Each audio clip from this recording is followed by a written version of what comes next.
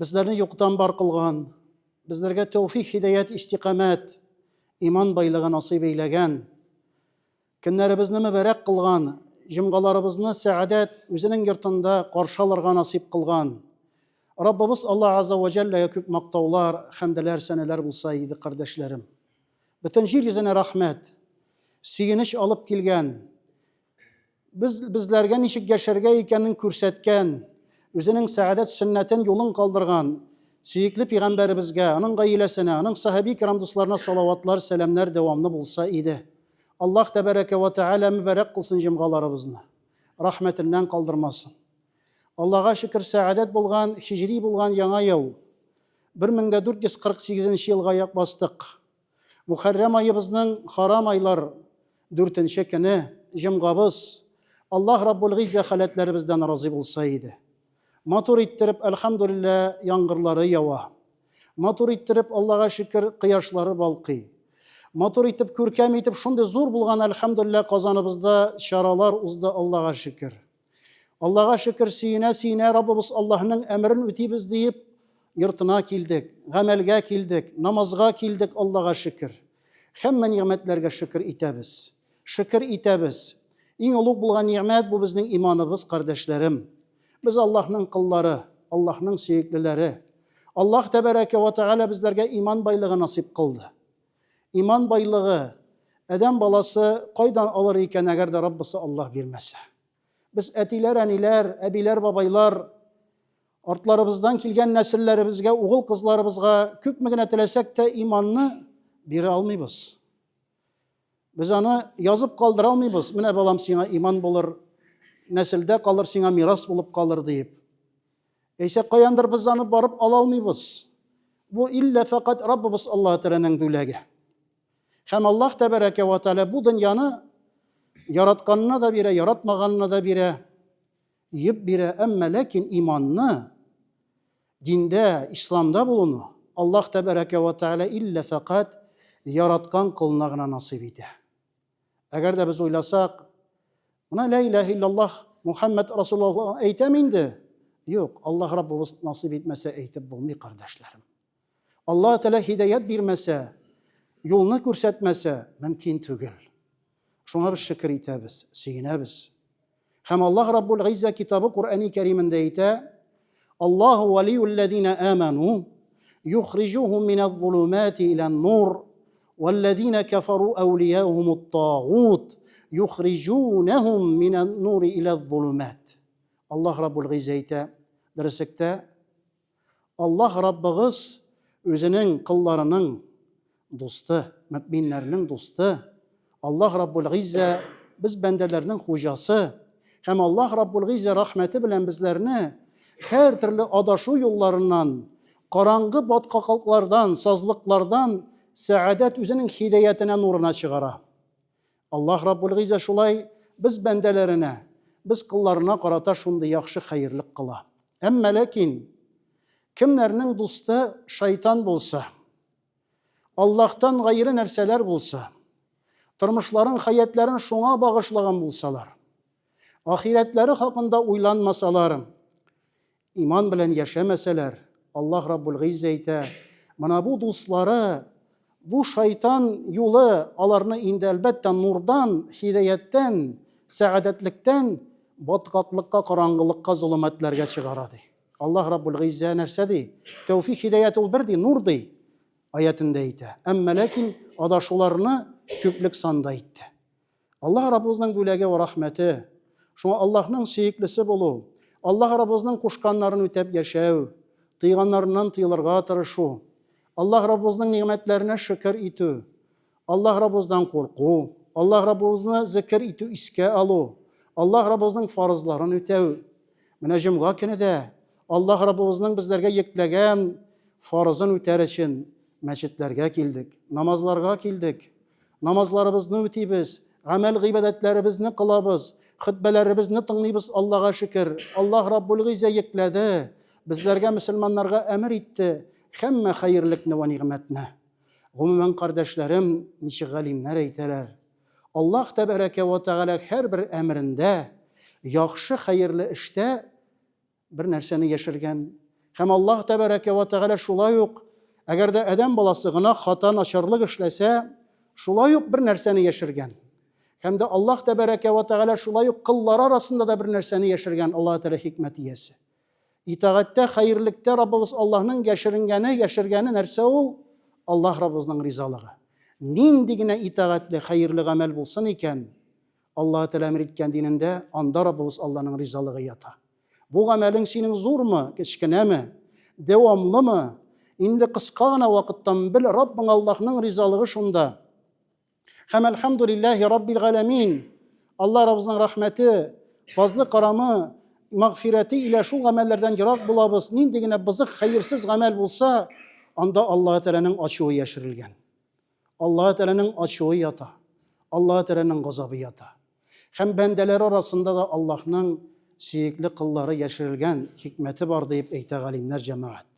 Әлхәмдүлиллаһ. Аллаһ Раббызның фарызларын үтәп яшәү бу зур ниғмәт. Һәм әвәлән укылган аятта да Аллаһ тәбәрәкә ва тәгалә: "Әй иман китергән бәндәләрем, хак, хәерле сүзләрне генә сөйләгез. Һәм дә Раббыгыз Аллаһтан куркыгыз. Кемдә кем Раббысы Аллаһка итаәт итсә, Раббысы Аллаһның тыйганнан ерак булса, зур уңышка иреште" дип Аллаһ Тәгалә хәбәрен бирә җәмәгать. Шуңа тормышыбызда хәерлек белән, фазилат белән изгелекләргә ымтылып, яхшы гамәлләргә ымтылып яшибез. Аллаһ Раббыбызның кушканнарын үтибез. Аллаһ Раббызның тыйганнарыннан ерак булырга тырышабыз. Аллаһ тәбәрәкә ва тәгалә шуны безләргә әмер итте. Әгәр дә Гыйбадәте Исламия дигән китапка карасак, мөселманның гамәлләрен инде әлхәмдүлиллаһ шунда 8 төргә бүлделәр. Ягъни бу беренче гамәл фарыз гамәл. Фарыз гамәл. Фарыз гамәлне үтәгән кеше бик саваплы була, әҗерле була. Фарыз гамәлне калдырган кеше бик гөнаһлы була. Бик гөнаһлы була. Фарыз гамәлнең фарызлыгын инкар иткән кеше исламнан чыга дип әйтелгән. Ягъни әгәр дә Аллаһ Тәгаләнең фарыз дигәнен, үтәгез дигәнен адәм баласы юк, дөрес түгел ул. Рамазан аенда ураза дөрес түгел ул. 5 вакыт намаз ул дөрес түгел, алай түгел ул. Ягъни үзенең фикере белән әйтә икән, бу гамәләт, бу хәләннән, иманнан, диннән чыгарга мөмкин. Ягъни бу 5 вакыт намазлар булсын, Рамазан аенда ураза тотулар булсын, фарыз булган хаҗларыбыз булсын, фарыз түли торган зәкәтләребез булсын. Менә бу фарыз гамәлләр, әлхәмдүлиллаһ, Аллаһ Раббыбыз тарафыннан боерылган. Ваҗиб булган гамәлләргә килсәк, Аллаһ Раббул Гыйзаны ваҗиб итте. Кемдә кем ваҗиб гамәлне кылса, бик саваплы, әҗерле булыр. Әмма ләкин ваҗиб гамәлне инде кылмаса, гынаһлы булыр. Гынаһлы булыр, хаталы булыр. Әгәр дә инде аның ваҗиблыгын инкар итә икән, шулай ук гынаһлы булыр, зур гынаһлы булыр дип китаплар әйтелә җәмәгатул муслимин. Ваҗиб булган гамәлләргә килсәк, ул безнең гает намазларыбыз булсын, чалган корбаннарыбыз булсын, витр ваҗиб намазларыбыз булсын, бу инде ваҗиб булган гамәлләр, кардәшләр. Ә инде сөннәт булган гамәлләр, әгәр дә Аллаһның бәндәсе аны үти икән, бик савапка, әҗергә, хәсәнәткә ирешә. Әгәр дә үтәми икән, инде әлбәттә гынаһлы булмас дип әйтелә. Әмма ләкин пәйгамбәрнең шәфәгатеннән мәхрум булырга мөмкин. Чөнки Расулыбыз саллаллаһу алейхи ва саллямның кушканы, аның өйрәткәне, Аллаһ Раббул Гыйза китабы Куръани Кәримендә дә әйтә: "Лaqad канат лакум фи расулиллаһи усватун хасана лиман кана ярҗуллаһ вал яумил ахир." Аллаһның пәйгамбәрендә күркәм булган үрнәк бар. Кыямәт көнен ышанган, кыямәт көндәге әҗр хәсәнәтне теләгән бәндәләргә Расулыбыз саллаллаһу алейхи ва саллям шуны күрсәтеп калдырды. Һәм инде гамәлләргә килгән вакытта, сөннәттән соң килгән гамәлләр мөстәхәб булган гамәлләр. Әгәр дә адәм баласы моны кыла икән, моны эшли икән, саваплы була. Калдырса, иншалла, зыяны булмас. Мәбах булган гамәлләр бар. Мәбах булган гамәлләр инде ирекле булган гамәлләр. Адәм баласы эшләсә дә, эшләмәсә дә гынаһлы булмас, хаталы булмас, иншалла. Шулай ук харам булган гамәлләр, әгәр дә адәм баласы харам булган гамәлне эшли икән, ул зур гынаһлы була. Зур гынаһлы була. Әгәр дә харамны хәләл дип әйтә икән, Аллаһ Тәгалә бер нәрсәне тыйган икән, мәсәлән, хәмерне булсын, мәсәлән, зинаны булсын, мәсәлән, рибаны булсын, турыдан-туры ул аңа бу нәрсә нишәп харам булсын, нишәп ярамасын дип, хәләл дип әйтә икән, бу вакытта аның диннән, иманнан чыгышы мөмкин. Шулай ук мәкруһ булган гамәлләр, җәмәгать. Мәкрух булган гамәлләр, гынахлы булган гамәлләр. Адәм баласының инде әлбәттә тормышында, хаятында зур гынах саналмаса да, әмма ләкин бу мәкрух булган гамәлләр илә җәмәгатул муслимин аның зур гынахлары җыела. Намазга килгән вакытта да, мәсәлән, карасак, гыйбадәти исламиядә мәкрухларның саны ялгышмасам 50 итеп күрсәтелгән. Мәсәлән, намаз укыган вакытта башка түбәтәйне кимәү мәкрух санала. Ягъни намазның инде әҗрен, хәсәнәтен азайта дигән сүз.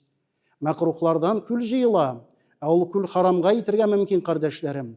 Мөстәкърах булган гамәлләр, адәм баласының үзен әдәпсез тотуы, урамда мәсәлән аяк-үрә ашап эчеп йөрүе, инде авызларын ачып иснәүләре, ягъни килешсезлек, менә бу халәтләр мөстәкърах булып санала, бер дә әдәпкә, әхлакка килми. Аллаһ Раббыбыз фарыз белән безләрне әмер итте. Әмма ләкин фарызлары янәшә Аллаһ Раббыбызның рәхмәтенә алып барган нәфилә ирекле гамәлләр җәмәгать бик күп. Пәйгамбәрбез саллаллаһу алейхи ва саллям һәр вакыт аларга чакыра иде, өйрәтә иде, күрсәтә иде. Бер кудуси хәдистә Аллаһ тәбәрәкә ва тәгалә әйтте: "Ва ма тaqarraba 'abdi ilayya bi shay'in ahabbu ilayya mimma iftaradtu 'alayhi." Миңа бәндәмне иң сөекле, иң якын кылган халәт ди, аның фарызларын үтәүе ди. Ягъни Аллаһ Тәгаләгә иң сөекле, иң якын айта торган нәрсә Аллаһ Раббыбыз әмер иткән фарызларны үтәү, кардәшләрем. Аллаһ Тәгалә безгә йөкләгән, эшләребездә фарыз гаин булып яткан гамәлне башкару Аллаһ Раббыбызның рәхмәтенә алып бара. Аллаһ Тәгаләнең рәхмәтенә якынайта. Аллаһ Тәгаләгә якын булабыз. Һәм дә җәмәгатул муслимин һәм шул вакытта яна Раббул Гизза дәвам кылып әйтә: "Ва ма язалу 'абди", инде кылым ди минем якына ятaqarraba bin nawafil hatta ahabba. Һәм дә минем кылым миңа һаман якынаюын дәвам итәр, бик тә якын булыр, әгәр дә нәфилә гамәлләрне кылса ди. Һәм мин аны яратырмын ди, Аллаһ тәбәрәкә ва тәгалә әйтә. Әгәр дә Раббыбыз Аллаһ Тәгалә бәндәсен яратса нәрсә була? Әгәр дә бәндәсен сөя икән, бәндәсен ярата икән, Аллаһ тәбәрәкә ва тәгалә нәрсә ди? Мин аның тыңлый торган, ишетә торган колагы булырмын ди. Ягъни бу кеше Раббысы Аллаһ разый булган кәламнән генә, сүздән генә ишетер, тыңлар. Мин аның карый торган күзе булырмын ди. Ягъни бу кеше бәрәкәт илә, хәерлек белән, Аллаһның нуры белән карар. Һәм дә хәерсезгә, харамга карамас, җәмәгатул муслимин. Мин аның тота торган, кагыла торган кулы булырмын ди, Аллаһ тәбәрәкә ва тәгалә әйтә. Мин аның йөри торган аягы булырмын ди, Аллаһ азza ва җалла әйтә.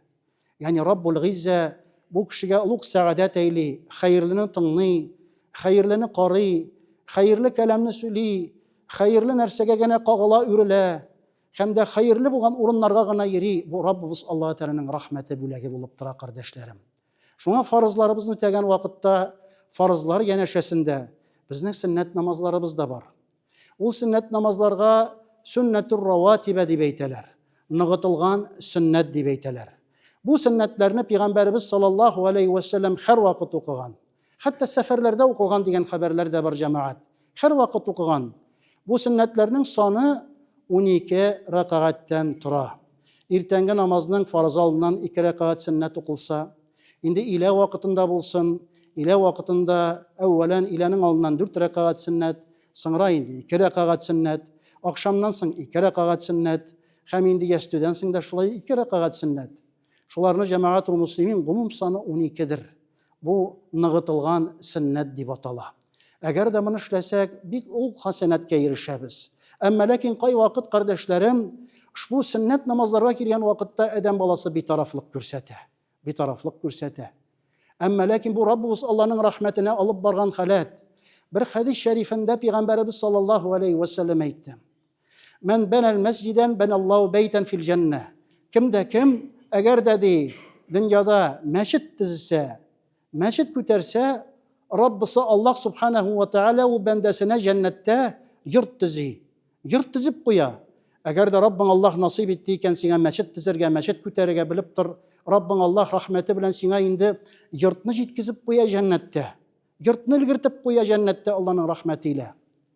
Әмма ләкин җәмәгать, без тормышыбызда, хаятыбызда һәр вакыт безгә бирелгән 24 сәгатьтә килгән 12 рәкъгать шул сөннәт намазларына битарафлык күрсәтәбез. Бит Пәйгамбәрбез саллаллаһу алейхи ва саллям нәрсә ди? "Мен салла في يوم وليلة 12 ركعة بنيت له بيت في الجنة. Kim kindіз hem tünne farız namazlar tiresinde bulgan 12 rakaat namazını okuyken, sünnet namazlarını başkarayken Allah Teala bendesine cennette nerse tizi? Yurtni tizip koya. Şulay etip göz aldığına getirsin. Eğer de sen sünnetlerini öteysin iken her kenne Rabbin Allah küp hasenetler, ecirler birgen üstüne sana cennette yurt tizi. Bir ay bulsa indi ayına 30 gün, 31 gün nişikkiyle Allah'ın rahmetiyle Rabbin Allah sana yurt sala, cennette yurt tizile senin için. Ni için? Elbette şu sünnet namazlarını kılganın için. Allah Rabbimizin rahmeti, bereketi kardeşlerim. Şuna da ihtibarlı bulup gerek. Bu namazlarımız da bizden elhamdülillahi Rabbil alemin kıyamet günde Adem balasının en evvela sıralatırgan namazı, gameli anın namaz bulurdu. Elbette namazlarımızga kilsek, qaysı biz cemaat bala vakittan okudur iken Allah'a şükür. Hazırki vakitte yaşlarımızga zor mümkünlük birindi. Balalarımız elhamdülillah sabi vakittan ok namazga basıp namaz okuy. Ama lakin biz ılı buğun, ilken buğun küp mü namazlarımız okulmağın iken. Sanap kanağımız var mı? Mercani Hazretleri ömründe her vakit bütün namazını okugan. Bütün namazların bala vakittan okılgan. Aralarımızda bir az bir cemaat. Kayşanar elhamdülillah Rabbimiz Allah'ın emrini ötey başlayız. Anlayız, düşünebiz. Müslümanğa namaz tiyiş bit, namaz farız bit deyip namazlarımızı ötey başlayız. Bu bizden jilkemizde hem de kıyamet günde Allah Teala namazlarını tekşire.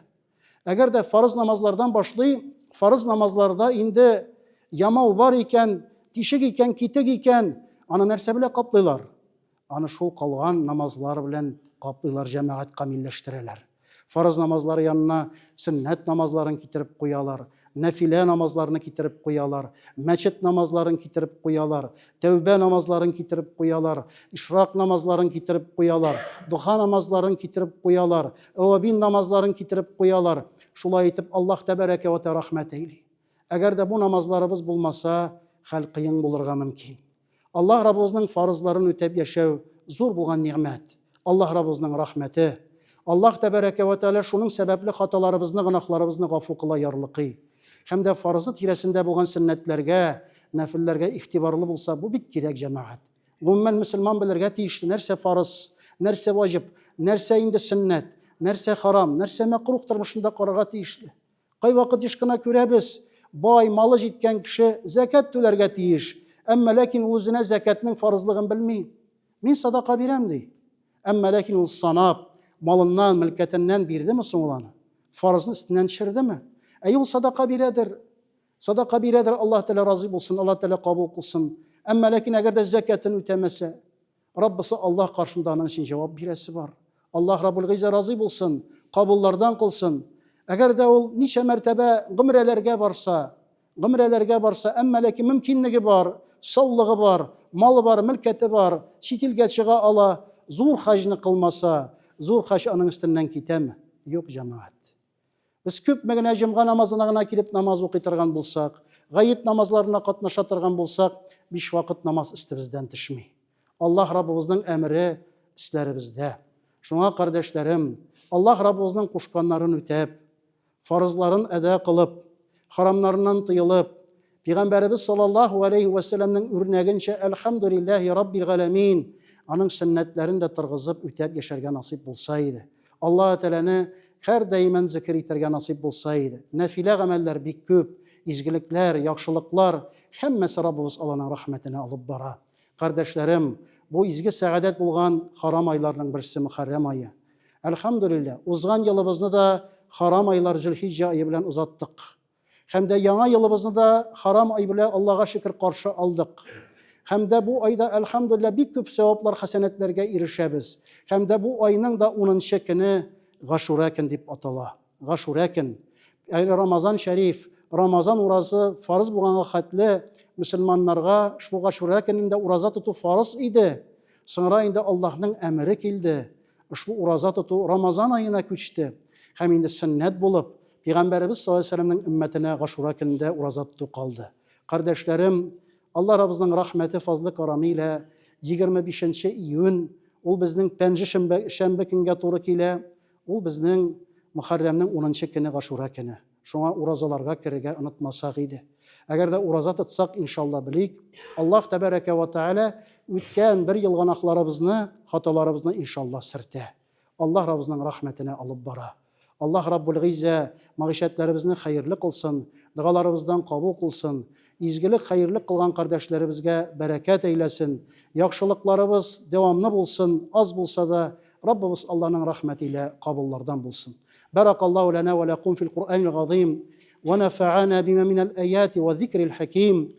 Иннаху huwal гафурur рахим аль-джавадул карим аль-алиyyul азим ас-сами'уд ду'a.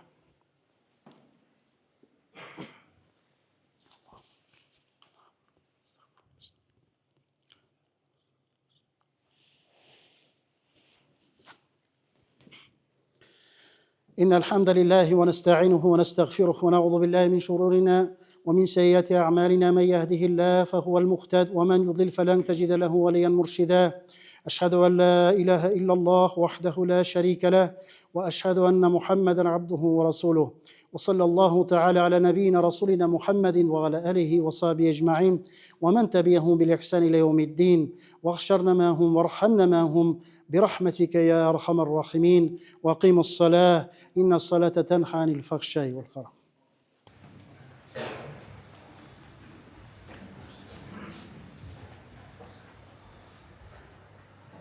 الله أكبر الله أكبر والحمد لله رب العالمين. الحمد لله رب العالمين والصلاة والسلام على نبينا رسولنا محمد وعلى آله وصحبه أجمعين. Ya Rabbimiz Allah, ushbu jumg'alarimizni muborak qilsang edi.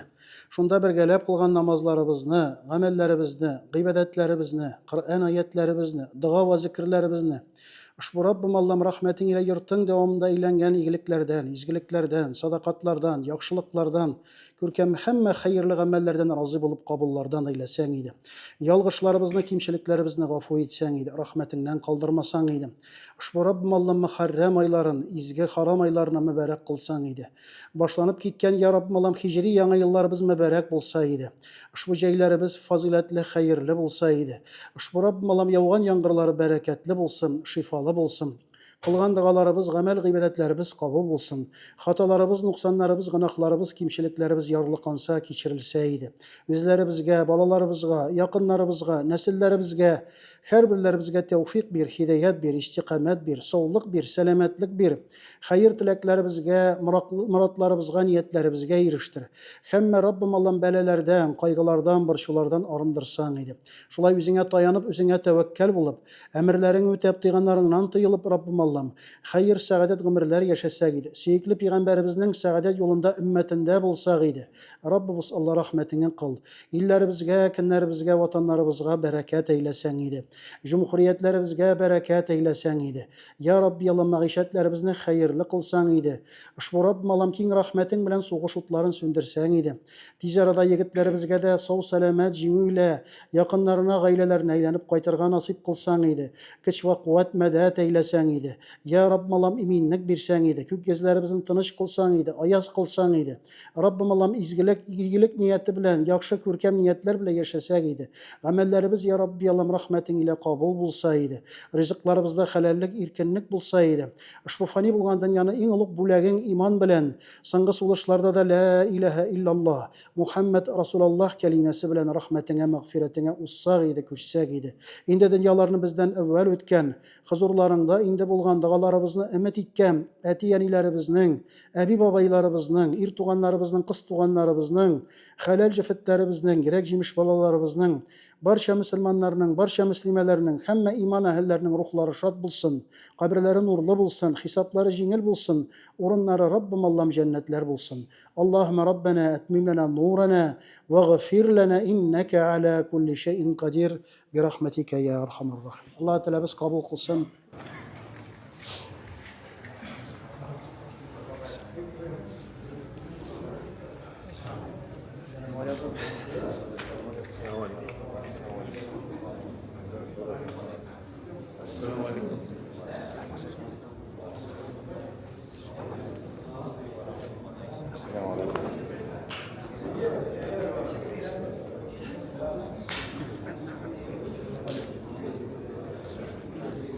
السلام عليكم. الله يعز. السلام عليكم ورحمة الله. السلام عليكم. عليكم. السلام عليكم. السلام عليكم. السلام عليكم.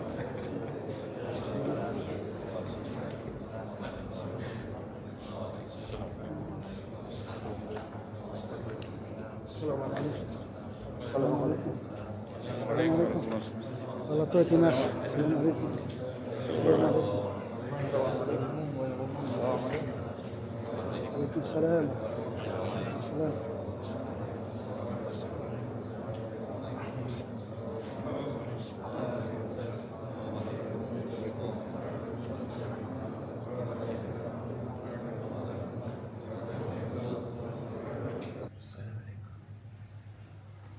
اللهم اتمم لنا نورنا واغفر لنا انك على كل شيء قدير برحمتك يا ارحم الراحمين.